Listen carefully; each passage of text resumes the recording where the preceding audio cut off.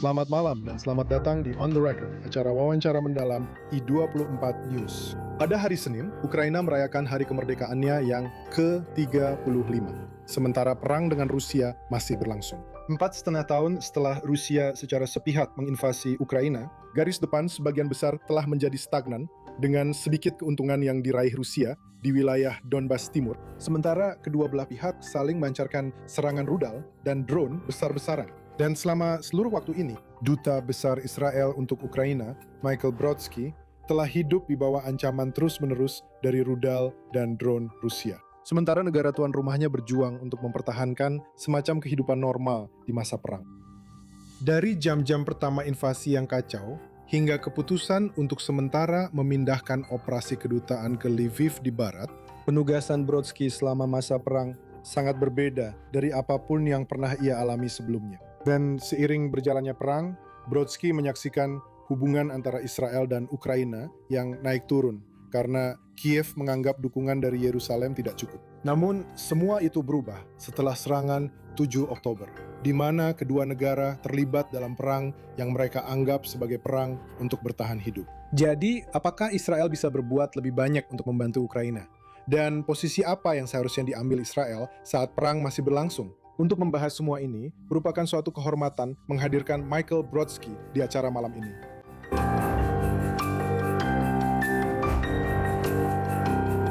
Brodsky adalah seorang diplomat Israel yang baru saja menyelesaikan penugasan 5 tahunnya sebagai duta besar untuk Ukraina.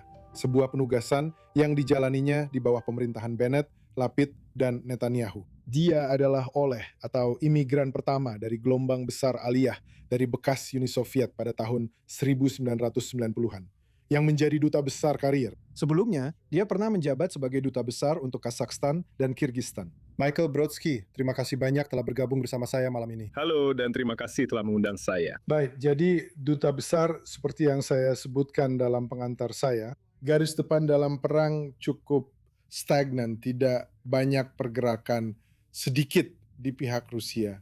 Namun dalam beberapa bulan terakhir, kami telah melihat upaya terkoordinasi oleh Ukraina untuk menyerang jauh ke dalam wilayah Rusia. Jadi, bisakah Anda memberikan gambaran singkat tentang situasi terkini perang di Ukraina? Anda tahu, saya menggambarkan situasi ini sebagai campuran antara Perang Dunia Pertama dan Perang Dunia Ketiga. Saya akan jelaskan alasannya, karena di satu sisi ada garis depan yang sangat luas. Dan seperti yang Anda katakan, ini hampir stagnan, sudah bertahun-tahun stagnan. Dan jumlah korban dari kedua belah pihak terus bertambah. Jumlahnya sangat besar. Dan situasi ini, ketika semuanya benar-benar buntu, mengingatkan kita pada Perang Dunia Pertama. Benar. Parit-parit. Parit-parit, benar sekali. Dan di sisi lain, penggunaan teknologi modern adalah sesuatu yang benar-benar baru. Sesuatu yang belum pernah kita alami sebelumnya. Ada zona maut di antara kedua pasukan, dan secara harfiah, tidak ada seorang pun yang bisa bertahan hidup di zona maut ini lebih dari beberapa detik. Tapi ini adalah sesuatu yang benar-benar baru, penggunaan drone oleh kedua belah pihak, tapi terutama oleh pihak Ukraina, yang kini sangat menonjol dalam pemanfaatan drone dan teknologi moden secara umum. Ini adalah sesuatu yang benar-benar baru. Dan mungkin ini memberi kita contoh tentang apa yang bisa terjadi di wilayah lain, termasuk Timur Tengah. Ya, jadi kita akan membahas itu nanti dalam percakapan ini. Tapi terkait Israel, pada tahap apa dalam perang Ukraina menghubungi Israel dan meminta bantuannya? Sebenarnya, bahkan sebelum perang, sudah ada kontak dan pesan dari pihak Ukraina kepada Israel.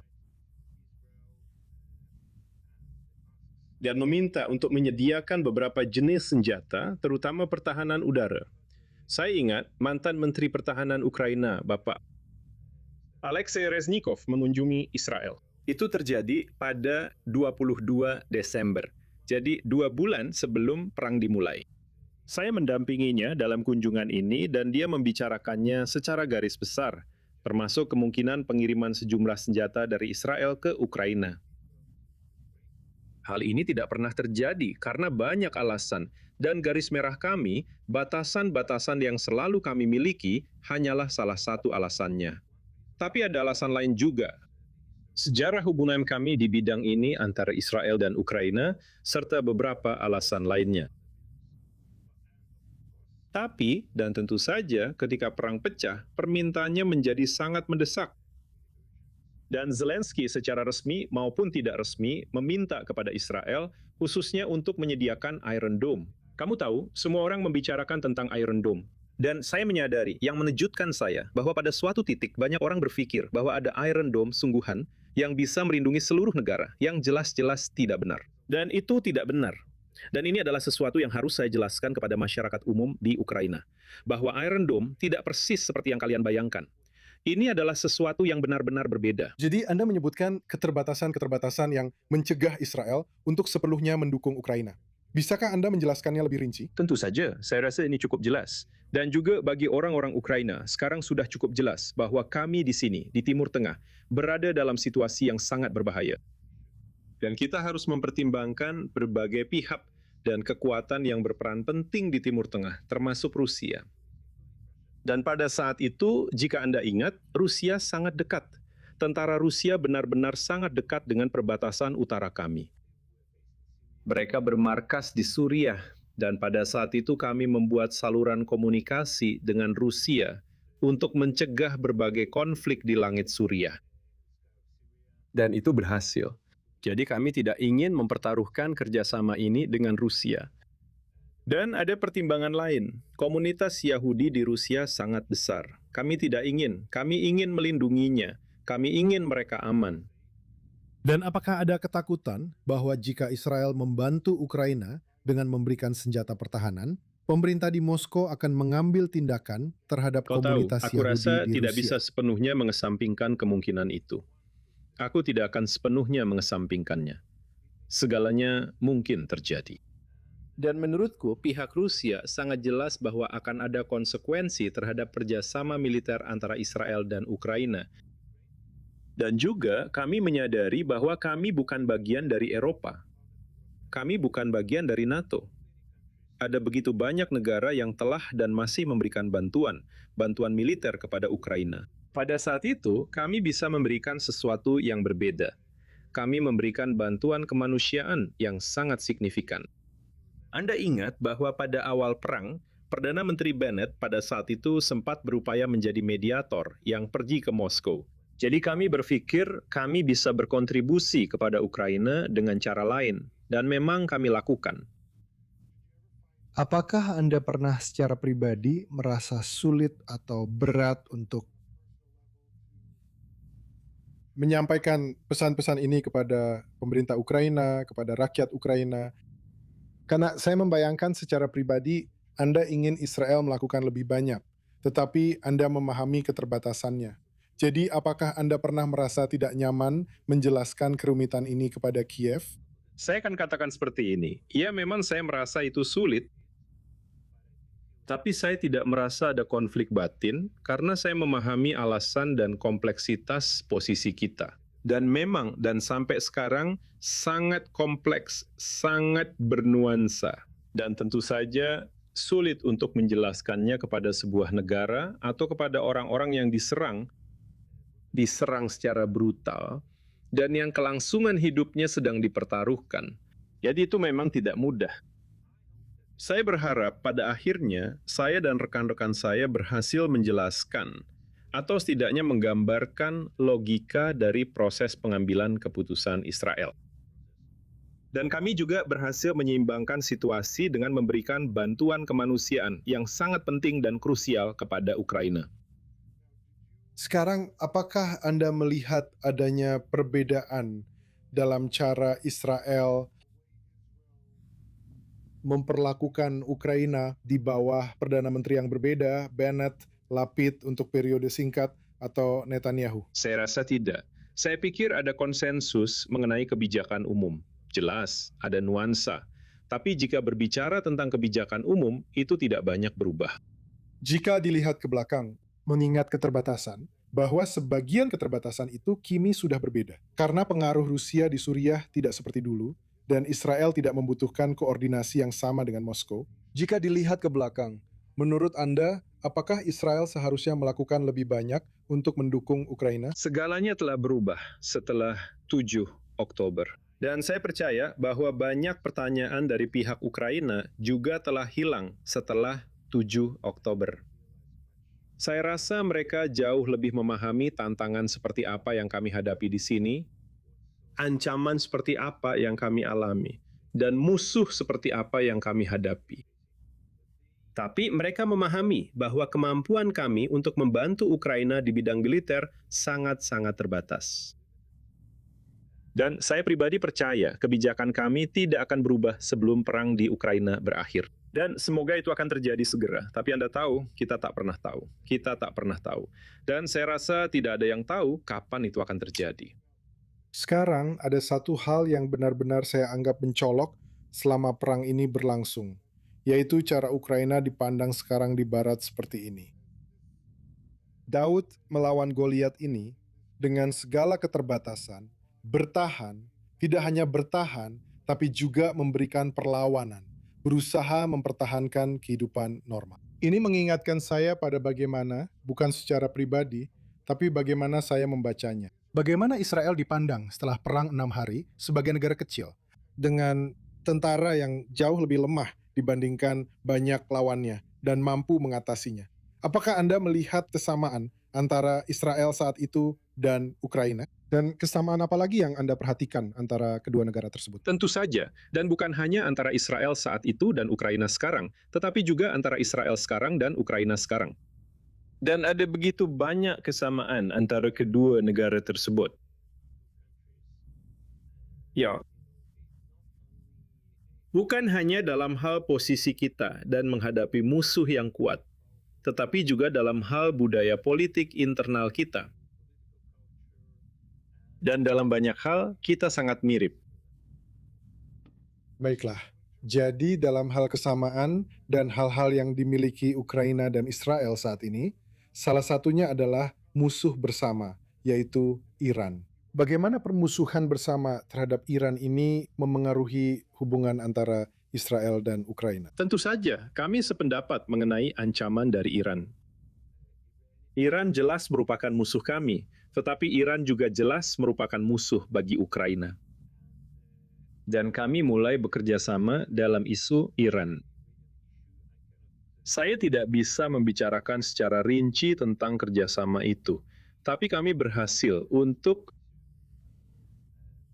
bersama dengan orang-orang Ukraina untuk mendorong pemerintah Ukraina mengambil keputusan mendeklarasikan Garda Revolusi sebagai organisasi teroris. Ini adalah keputusan yang sangat penting, bukan hanya karena itu adalah keputusan Ukraina, tetapi juga karena banyak negara di Eropa memperhatikan Ukraina dan mereka, Anda tahu, mereka menghargai keputusan ini. Dan mereka mungkin mengambil keputusan yang sama, mengikuti keputusan Ukraina. Dan juga di organisasi internasional, kami bekerja sama dalam isu Ukraina. Karena memang ada, jelas bagi kedua negara bahwa kita memiliki musuh bersama. Dan kita harus bekerja sama untuk membatasi pengaruhnya dalam hal militer di Timur Tengah dan dalam konflik Ukraina. Jadi tadi Anda berbicara tentang misalnya sebelum perang dan pada awal perang dengan Rusia, bagaimana Ukraina meminta bantuan dari Israel. Tapi apa yang dipelajari Israel dari pengalaman Ukraina dalam menghadapi Iran yang membantu Israel secara militer? Saya pikir seluruh dunia banyak belajar dari Ukraina. Bahwa Anda bisa menghadapi musuh yang sangat serius. Anda bahkan bisa dan Anda tahu Anda bisa menang. Anda bisa melindungi negara Anda meskipun ada perubahan kemampuan yang berbeda-beda. Dan mengenai Iran, jelas Ukraina telah mendapatkan pengalaman besar dalam menghadapi senjata-senjata Iran, terutama drone-drone tersebut. Dan ini adalah sesuatu yang mulai kami pelajari dari orang-orang Ukraina.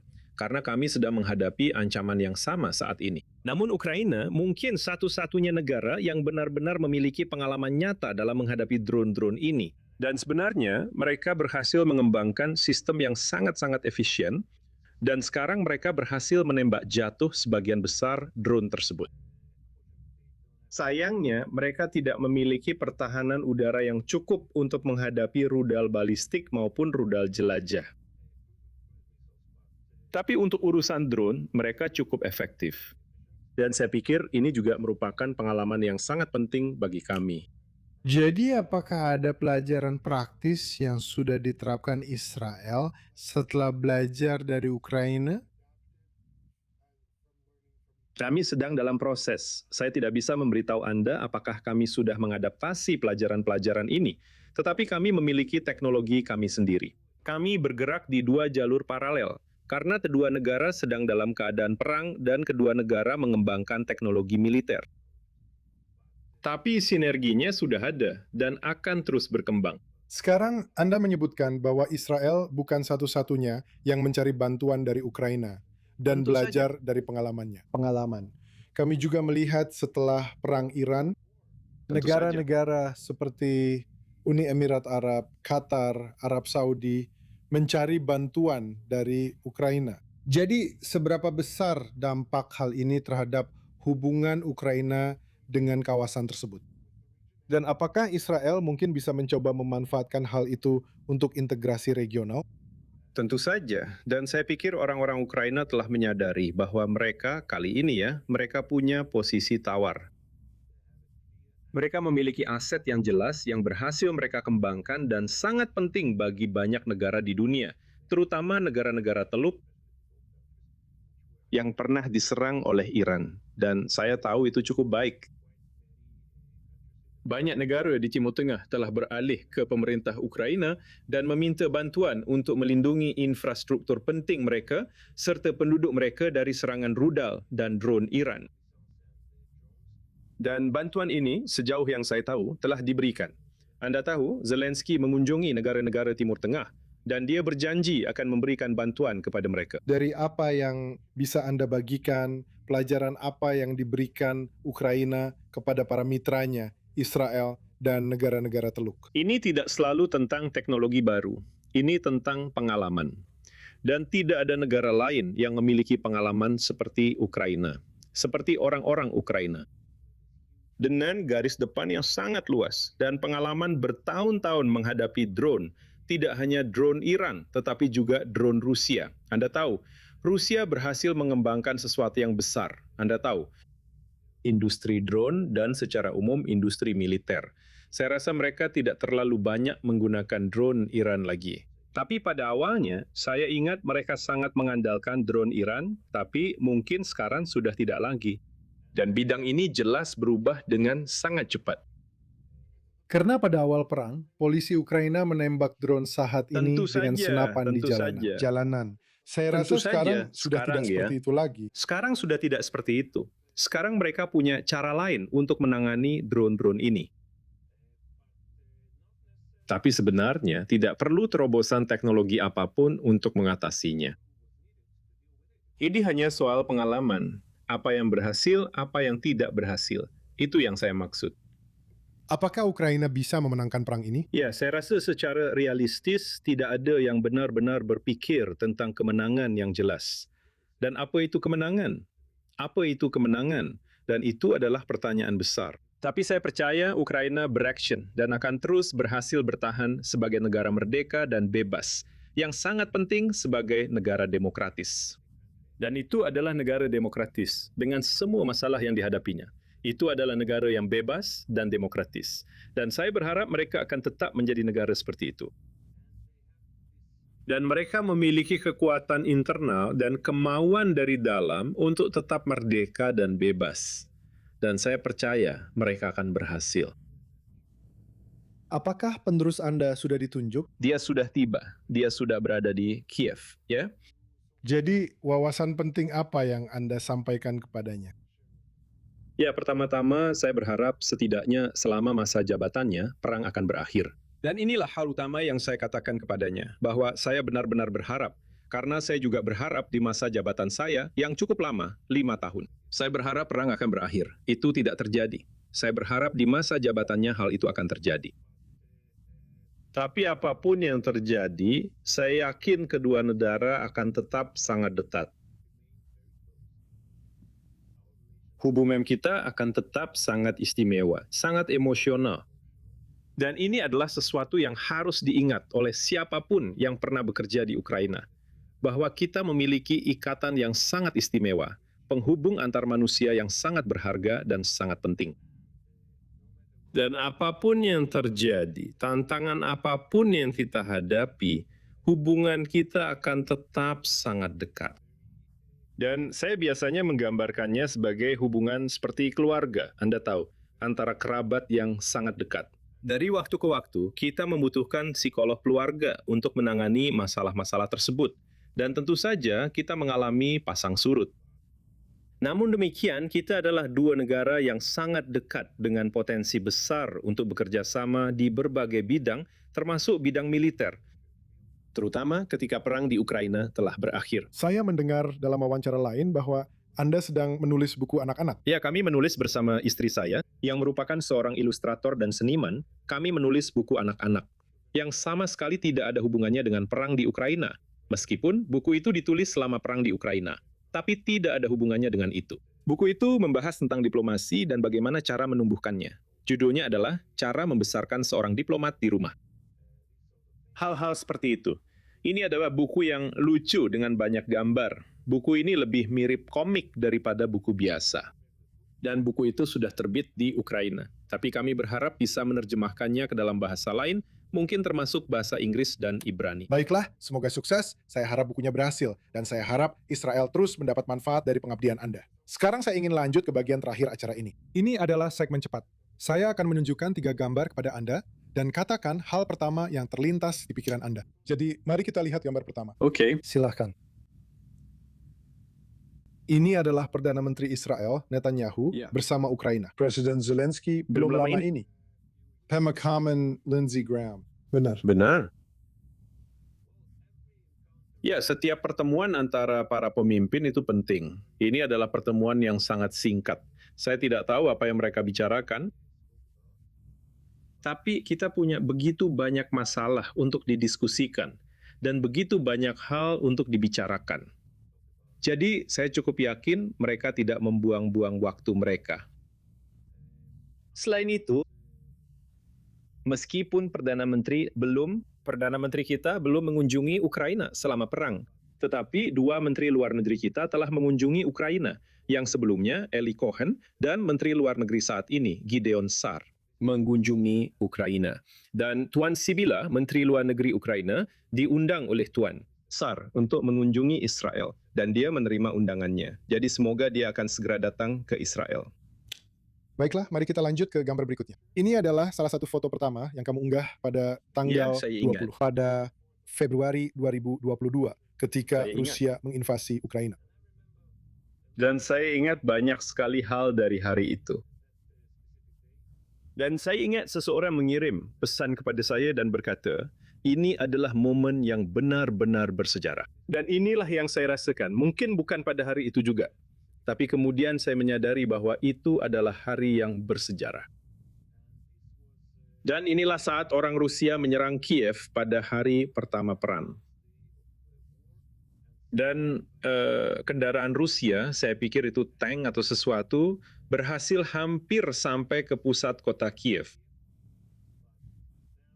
Tapi kemudian orang Ukraina berhasil menghentikan invasi itu. Dan sejak saat itu situasinya berubah secara dramatis. Dan sisanya adalah sejarah, kamu tahu, perang yang masih berlangsung. Dan ketika semua orang berpikir bahwa seluruh cerita ini akan berakhir dalam beberapa hari atau beberapa minggu. Masih berlangsung. Baiklah, lalu mari kita lanjut ke gambar terakhir. Ini adalah Anda saat menyerahkan surat Benar. kepercayaan Anda kepada Benar. Presiden Zelensky. 22, sehari sebelum presiden kami mengunjungi Ukraina. Sehari sebelum saya menyerahkan surat kepercayaan saya kepada Presiden Zelensky. Dia terlihat berbeda sekarang. Saya rasa saya juga terlihat berbeda. Tapi saya ingat pertemuan itu. Itu adalah satu-satunya kali saya berbicara dengannya secara langsung selama sekitar setengah jam. Itu adalah percakapan yang cukup menyenangkan, tapi sekali lagi, itu terjadi sebelum perang. Baik, sekali lagi saya ingin mengucapkan terima kasih kepada Anda, Michael Brodsky, bukan hanya karena telah datang ke sini, tetapi juga atas pengabdian Anda di masa yang sangat krusial dan penuh tantangan dalam sejarah Israel dan sejarah Ukraina. Saat bertugas di negara tempat Anda ditempatkan di masa perang, sementara ada perang juga di tanah air Anda. Jadi saya ingin sekali lagi mengucapkan terima kasih atas pengabdian Anda dan karena telah meluangkan waktu untuk datang ke sini malam ini. Kita harus akhiri sampai di sini. Terima kasih telah menyaksikan hari ini. Bergabunglah bersama kami minggu depan di On The Record. Anda dapat menemukan episode hari ini dan semua acara sebelumnya di YouTube dan Spotify. Terima kasih telah menonton.